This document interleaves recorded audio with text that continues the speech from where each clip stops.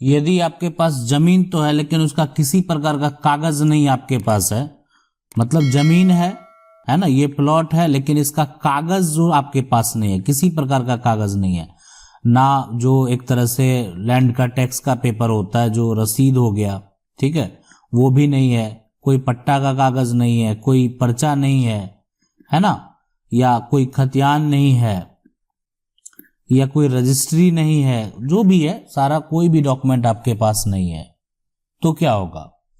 देखें, अगर कोई भी प्रॉपर्टी का कोई भी कागज नहीं है तो ऐसा नहीं कि उसका रिकॉर्ड नहीं रहता है, उसका इंफॉर्मेशन मौजूद नहीं है। इसलिए कि अगर वो प्लॉट है तो उसका मैप जो है वो जरूर बना होगा। अगर मैप बना होगा, जो उसका नक्शा है ना, उसका नक्शा से जो प्लॉट नंबर है और वो प्लॉट किस एरिया में आता है आपको, तो वो प्लॉट, ठीक है, आपके पास जमीन है तो उसका जो मैप में नंबर आप देख रहे हैं वो उसका प्लॉट नंबर हो गया। बहुत लोग उसको जो है ये खसरा खतौनी है ना, उसके नाम से बोलते हैं। तो जो प्लॉट नंबर है, उस प्लॉट नंबर का पहचान अपने नजदीकी राजस्व कार्यालय से पता करने का प्रयास करें। अगर वहां मौजूद नहीं है, ठीक है, अगर वो वहां मौजूद नहीं है, लेकिन ऐसा नहीं संभव है कि वहां मौजूद नहीं होगा, ठीक है, नया वाला हो या पुराना वाला हो, उसका कुछ ना कुछ इंफॉर्मेशन तो जरूर अवेलेबल होगा, ठीक है। यानी अभी का जो नया रिकॉर्ड है मान लेते हैं उसमें नहीं है, तो पुराना रिकॉर्ड देखने का प्रयास करें। जो वहां के कर्मचारी पटवारी हैं उनसे संपर्क करें कि हमको पुराना रिकॉर्ड मिल जाए ताकि वो सारा देख सकें। तो ऐसा कुछ नहीं है तो उसको निकालने का प्रयास करेंगे आप कि वो, और मान लेते हैं कि अगर रजिस्ट्री आपकी संपत्ति है लेकिन आपके पास कोई कागजात नहीं है, तो आपको ये पता कराना होगा कि आपकी जो रजिस्ट्री हुई है वो कहाँ हुई, मतलब जब उसका रजिस्ट्री किया गया उस समय उस रजिस्ट्री का कार्यालय किस लोकेशन में था, आपको उसका डॉक्यूमेंट का रिकॉर्ड पूरा वहीं मिलेगा। उसके अलावा अगर आपका कोई खतियान है तो आप अपने जिला में जाएंगे और आपका जो भी डिस्ट्रिक्ट पड़ता होगा, आप जिस राज्य से बिलोंग करते हैं, जिला में जो है जिला अभिलेख बनाया गया और हर राज्य में, हर राज्य में भी अवेलेबल है और नेशनल भी है, और हर राज्य के जिले में भी जिला का जो है अभिलेख बनाया गया। वहां पे सारा जो प्रॉपर्टी है उस जिले का, उसका जो भी इंफॉर्मेशन है सारा डॉक्यूमेंट वहां रखा जाता है, तो वहां से भी आप उसका नकल निकाल सकते हैं। सवाल आज जो है कि सर मेरा जमीन जो है पूर्वज के नाम से केवाला है, जमाबंदी में भी नाम है, लेकिन किसी कारणवश जमीन का एक भी कागजात नहीं है, क्या दाखिल खारिज हो सकता है? आपके पास पूर्वज के नाम से केवाला तो है अगर मान लेते हैं, और वो केवाला जमाबंदी में नाम नहीं है, किसी कारण बस एक भी कागजात नहीं है, लेकिन वो केवाला तो निकालना होगा आपको, इसलिए कि दाखिल खारिज कराने के लिए वो डॉक्यूमेंट की जरूरत है। तो वो आप अपने जो भी आपको पता है ईयर, कब उसका रजिस्ट्री कराया गया, तो उसका नकल निकालने का प्रयास करें और उसके बाद उसको ऑनलाइन करवाएं, ठीक है। ऑनलाइन इसलिए करवाएं, ऑनलाइन दाखिल खारिज के लिए अप्लाई करें और प्रयास करें कि आप जो है यहाँ पे आपका दाखिल खारिज हो जाए। अगर मान लेते हैं कि आपका जो भी अधिकारी है, अनुमंडल स्तर के अधिकारी हैं या अंचल स्तर के अधिकारी हैं, आपका दाखिल खारिज अगर रिजेक्ट कर दिया ना, तो वो केवाला पर आपको टाइटल सूट भी करना पड़ सकता है आगे के प्रक्रिया के लिए। अगला सवाल है कि एक दाम्पत्य के 2 बेटे में से बड़ा बेटा माता पिता का पालन पोषण और उनकी मृत्यु तक सेवा करता है कि संपत्ति पर किस बेटे का हक होगा? देखिए, बिल्कुल ये सेवा जो है ना, ये तो फर्ज है ना। अब ये कोई एक कर रहा है, मान लेते हैं कोई एक नहीं कर रहा, जीवन भर करता है, कोई एक नहीं करता है, तो वो चीज तो यहाँ पे, लेकिन संपत्ति का क्या है कि अगर माता पिता की मृत्यु हो जाएगी तो हमारा कानून ये समझने के लिए तैयार नहीं है कि आपने उनको जीवन भर सेवा किया, सब कुछ किया, आपने अपना फर्ज निभाया, लेकिन जब संपत्ति में हक की बात आएगी तो वो जो दूसरा भाई है उसका भी हक होगा। ये हक तभी आप ले सकते हैं जब पिता माता जिनका आप सेवा कर रहे हैं उनके द्वारा सिर्फ उनके हिस्से की संपत्ति आपको जो है वसीयत कर दिया जाए या रजिस्टर कर दिया जाए। अगला सवाल है, 2 चचेरे भाइयों के बीच पूर्वजों के द्वारा लगभग 45 साल से जमीन का लेन देन है और दोनों एक दूसरे के जमीन में घर बना लिया है। एक भाई कच्चा मकान दूसरे दूसरे पक्का मकान, अभी आपसी झगड़े को लेकर कहता है कि घर तोड़ो, कोर्ट का ऐसा आदेश है, सर प्लीज बताइए। देखें, बीच में अगर 45 साल पहले का अगर मान लेते हैं लेन देन है और सब अपने घर पे अपने पोजीशन पे कायम है, ठीक है, तो ऐसा नहीं कि कोई कह देगा और वो खाली करना पड़ जाएगा, उतना आसान नहीं है। कोर्ट का ऐसा आदेश है तो कोर्ट का केस जीतने के बाद ही ऐसा आदेश आया होगा, ठीक है। आप ये डिपेंड करता है, जब कोर्ट का आदेश आ गया वो अलग बात है, लेकिन कोर्ट का ऐसा कोई आदेश नहीं है कि आपको खाली कर देना है।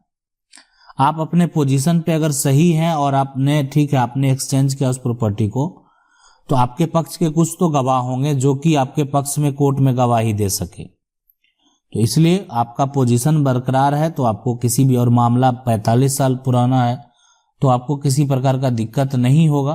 प्रयास करें अगर कोई किसी प्रकार का केस होता है तो उसको अटेंड करने का। अगला सवाल है, ग्राम सभा की जमीन थी, मेरे पिताजी भूमिहीन थे, उस जगह पर खेती की 15 साल तक, फिर सरपंच जी ने मात्र 1.5 एकड़ की दूसरी जगह में पट्टा कर दिया गया, वह जमीन के कागज कुछ नहीं है। 2015-17 तक मुकदमा चला, अब वह जमीन जो है वो चारागाह में निकाल दी। सरपंच साहब ने उस जमीन का क्या होगा सर जी, मुझे बताएं, कृपया करें, वह मुझे जमीन मिलेगी या नहीं। देखें, अगर आपका पट्टा जो है वो रजिस्टर्ड है, मतलब जो राजस्व का कार्यालय है ना, तो वहां पे भी अगर मौजूद है जो कार्य, वहां पे जब जो पट्टा का कागज है ना, पट्टा का कागज जो है अगर वहां पे भी मौजूद है तो ठीक है, आप उस पर कुछ एक्शन ले सकते हैं। अन्यथा, और आपका कब्जा भी अगर उस पर अब नहीं है तो वो भी एक दिक्कत वाली बात है, नहीं है। और आपका जो, ठीक है, पट्टा है और पट्टा अगर रजिस्टर है तो उस पर आप दावा कर सकते हैं। अगला सवाल है कि सर मेरी जमीन जो है, जमीन मेरे भाई कर रहा है, मेरी उसकी कर रहा हूं, उसने अपनी जमीन बेच दी, मैंने उसकी जमीन से कब्जा खाली कर दिया, वो मेरी जमीन से नहीं हट रहा है। देखें, बिल्कुल हटेगा। अगर आप ग्रामीण क्षेत्र से बिलोंग करते हैं तो प्रयास करें कि ग्राम पंचायत से ही सारा मामला आपका निपट जाए।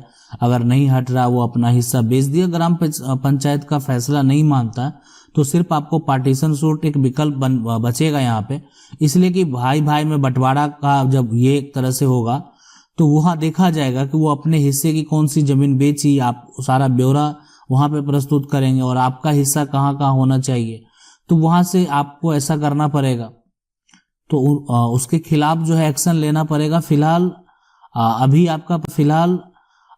आपका प्रयास जो है, आप ये करें कि आपका मामला जो है वो सुलझ जाए, मतलब अगर पारिवारिक स्तर पे हो या पंचायत स्तर पे हो, ठीक है, तो इस तरह से अगर ये सुलह हो जाता है तो ठीक है, नहीं तो फिर न्यायालय का सहारा लीजिए, बिल्कुल खाली तो होना ही है।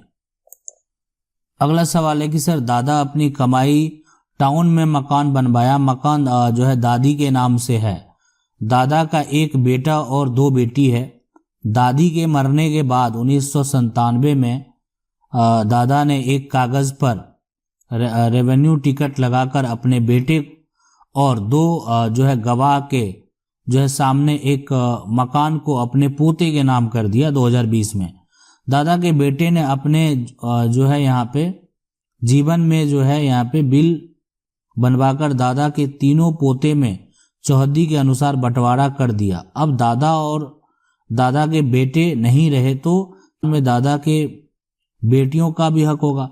देखिए, एक यहाँ पे समझने वाली बात है कि अगर जो दादा की संपत्ति है, ठीक है, जो पिता की संपत्ति है उसमें बेटा का हक होगा तो बेटी का हक भी होगा।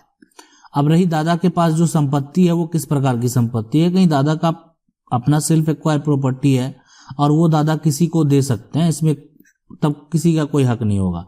लेकिन अगर दादा के पास भी अगर पैतृक प्रॉपर्टी है तो दादा नहीं दे सकते किसको, ये जो है ना, ये अपने पोते को भी देना चाहे तो नहीं, नियम नहीं है, मतलब ऐसा नहीं है कि उनकी पैतृक संपत्ति है तो उस पर तो पोता का भी ऑलरेडी हक है, बेटा का भी हक है, जो बेटी है उनका भी हक है, पोती है तो उसका भी हक है, तो ये देना यहाँ पे सही नहीं होगा।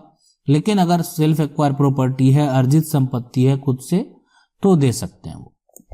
अगला सवाल है कि पुराना खतियान हमारे परदादा के नाम से है, अभी न्यू खतियान दूसरे के नाम से हो गया है, अभी सर्वे किसका होगा? देखिए अभी तो वर्तमान में नया खतियान जिसके नाम से है वही उसी के नाम से होगा। तो प्रयास आपको करना चाहिए पुराना खतियान के अनुसार से जो आपका नया खतियान है उसको भी निकाल लें, पुराना भी निकाल लें और उस व्यक्ति पे टाइटल शूट कर दें। देखिए पुराना अगर आपका है तो वो संपत्ति आप ही की है, लेकिन जब नया सर्वे होगा तो वो वर्तमान देखा जाएगा। आखिर किसी का न्यू खतियान बना तो किस आधार पे? हो सकता है कि पुराना खतियान से उन्होंने संपत्ति खरीदा होगा, तो इसलिए न्यू खतियान जिसके नाम से है सर्वे आगे भी उसी के नाम से होगा। अगर आपको कुछ एक्शन लेना है तो फिर सिविल कोर्ट का सहारा लेना होगा उस सर्वे को तोड़ने के लिए, इसलिए कि अब किसी भी अधिकारी के पास ऐसा कोई पावर नहीं है। तो अगर आपको सर्वे को जो गलत तरीके से हो गया और लंबे समय उसका जो टाइम पीरियड दिया गया था सुधार का वो खत्म हो चुका है, तो अब अगर आपको कराना है तो आप सिविल न्यायालय का सहारा लेना पड़ेगा। अगला सवाल है कि मेरी पापा मकान जो है बेचकर चले गए, जो हमारे पापा को 10 साल से नहीं देखे हैं, कर चले गए जो हमने पापा को 10 साल से नहीं देख रहे, तो वह जमीन आप अब हमारी हो सकती है क्या? आपको आज जोड़कर हाथ जोड़कर नहीं, बिल्कुल हाथ जोड़ने की जरूरत नहीं है, आप हमें बताएं। देखिए मम्मी गुजर गई तो पापा मकान बेचकर चले गए, ये तो बहुत दुखद बात है आपके लिए। और आज हम आपको बताना चाहेंगे इसमें जो है कि 10 साल से आपने उनको नहीं भी देखा है, और वह जमीन जो है अभी जो पिता के द्वारा संपत्ति को बेचा गया वो संपत्ति अगर पैतृक है, ठीक है, पूर्वज से प्राप्त संपत्ति है, और पिता के द्वारा अगर बेचकर जो है वो चले गए आपको ऐसे ही छोड़कर, और वो पूर्वज से प्राप्त संपत्ति है, तो आपको लेकिन वंशावली तो बनवाना होगा। उसके अलावा जो आपके प्रयास करनी होगी। देखिए यहाँ पे ये होता है कि जब कोई चीज मामला तुरंत का हो और कोई मामला बहुत पुराना हो जाए, ठीक है, तो ये मुश्किल होता है कि पिता के द्वारा जो भी सिचुएशन रहा होगा, यहाँ पे आज पिता भी नहीं है, तो आपको एक्शन तो उसी व्यक्ति पे लेना होगा जो कि यहाँ पे आपकी संपत्ति को अभी वर्तमान में पोजीशन लिए हुए हैं और वो संपत्ति आपके पिता से खरीदे हैं। तो अगर पूरी संपत्ति पैतृक है, पूर्वज से प्राप्त संपत्ति है, ठीक है, आप एक प्रयास कर सकते हैं, लेकिन ये इतने लंबे समय होने के बाद जो है सफल होने के चांसेस कम हो जाते हैं। फिर भी पैतृक संपत्ति है, डिपेंड करता है कि यहाँ पे कोर्ट का क्या निर्णय होता है, आपका केस एक्सेप्ट होता है या नहीं होता। आशा करते हैं वीडियो अच्छा लगा होगा। वीडियो अच्छा लगा वीडियो को लाइक जरूर कर दीजिएगा। चैनल को पहली बार देख रहे हैं सब्सक्राइब करके जो बेल आइकन है उसको जरूर दबा लें। मिलते हैं अगले वीडियो में।